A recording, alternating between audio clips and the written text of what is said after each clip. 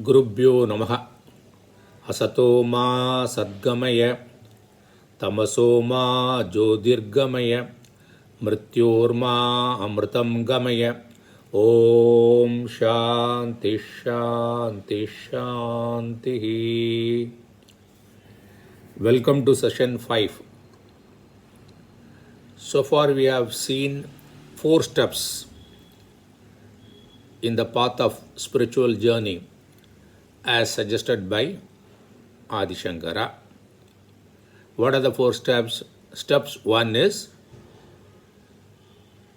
Vedo Nityam Adiyatam. Veda should be read regularly or every day. Second step is Tat Uditam Karma Su Anushtiyatam. Whatever is stipulated in the Veda, that karma should be practiced. Third thing is Tena Ishasya Vidiyatam Apachitihi. Whatever the work stipulated by Veda should be done as a puja or a worship to God. Fourth, Kamye Matihi Tyajyatam. In a Kamya karma, that is the selfish oriented actions should be controlled or abandoned as far as possible. These are the 4 steps. If we see, these are all the 4 steps predominantly relate to the studentship life. And see the sequence in the step, like a steps later, one follows the other. You cannot give up anything in between or jump steps here. First is, we should read Veda. Then, not only reading is sufficient, you should practice what is mentioned in the Veda, what is stipulated in the Veda. Third one is, dedicate that actions to God as a Arpanam, Deva Arpanam, Ishvara Arpanam, so that there is no ego there. And fourth one is Kamye Matihi Tajyatam. So, as far as possible, abandon the desires for sensory objects. These are the 4 steps. And now session 5. Papa Ogaha Pariduyatam. Papa, sin. Ogaha, bundle, heaps, current. Pariduyatam, to be completely washed. Here, we said that the ultimate goal is moksham, and to get moksham, one needs to attain self-knowledge, atma-jnanam, and to get atma-jnanam, you have to do vicharam, inquiry, with the help of scriptures as well as a guru. And everyone cannot, who has got a guru and scriptures, will not get the atma-jnanam, because there is a qualification, there is some qualification required. That is, he has to be a qualified student, seeker. That is adhikari or yogyata. In yogyata, we say that viveka, vairagya, shamadhi shatka sampatti and mumukshutvam. Discrimination, dispassion, mental control, and a serious longing to know one's true nature. This should be there. So these are the qualifications. This step 5, Papa Ogaha Pariduyatam, it talks about Viveka, one of the qualifications, the discernment. The discernment, which is a very important quality to get into the inquiry, self-inquiry or Atma Vicharam. So it should be washed away. So what is Papa? Anything coming in the way of your spiritual journey. That is Papa. What is coming in the way of spiritual journey? Likes and dislikes. Raga Dvesha. It is coming in the way. So there is also one suggestion, a message here is this: how do we pariduyatam, how can we washed? Suppose you have already committed some sin, how can we do that? Then we see that out of 5 types of karma, one karma is prayaschitta karma.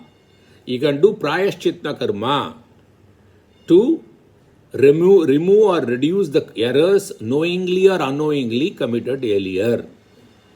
So, papa means anything that obstructs spirituality, we said that, and mainly that is ragadvesha.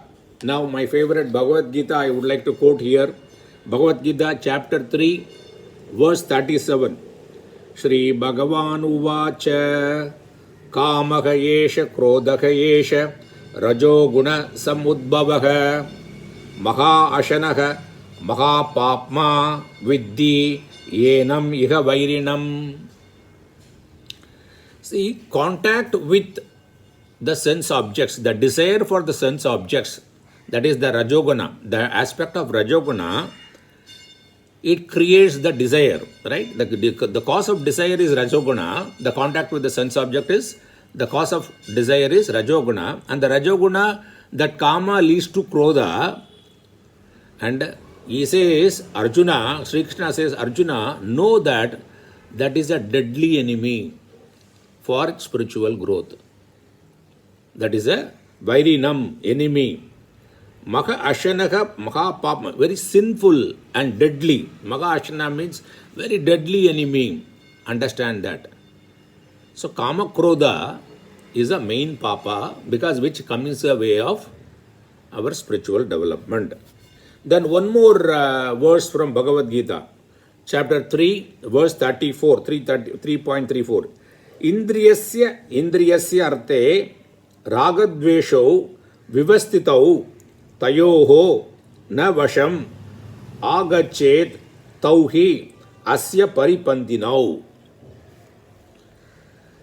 When the sense objects, the senses experiences likes and dislikes when they come in contact with the sense objects. Right? It's quite natural. Okay? But don't be controlled by that. Okay?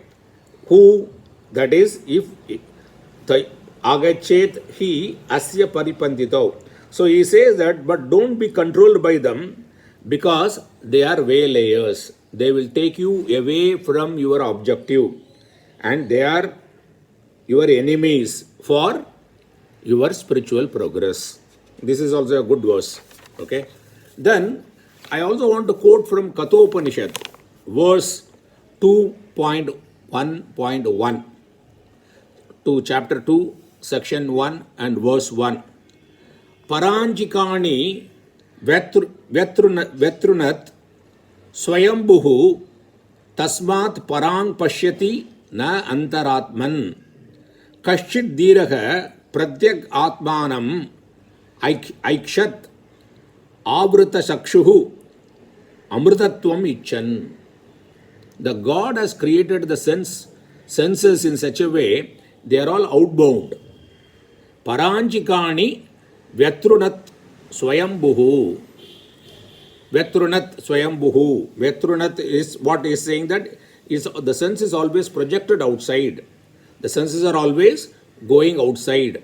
Paranjikani. Paranji means going outside. Kani means opening the senses. Tasmad. Because of that, parang pashyati. People tend to see outside only. They look outside. They don't see inside. Internally, they don't move internally. Inward, they go outside. Katchit diraha. Some wise person, pradyak atmanam aishat. So what do they do? They saw the atma within. Okay? Avrita sakshuhu. Avrita sakshuhu means they are not letting the eye go outside. They turn it inside and they saw the soul within. Why they do it? Amritatvam icchan. They desire to know their true nature. That is the moksham, ultimate purpose. So these are the very important relevant quotes I thought I should mention in this session 5. Thank you very much.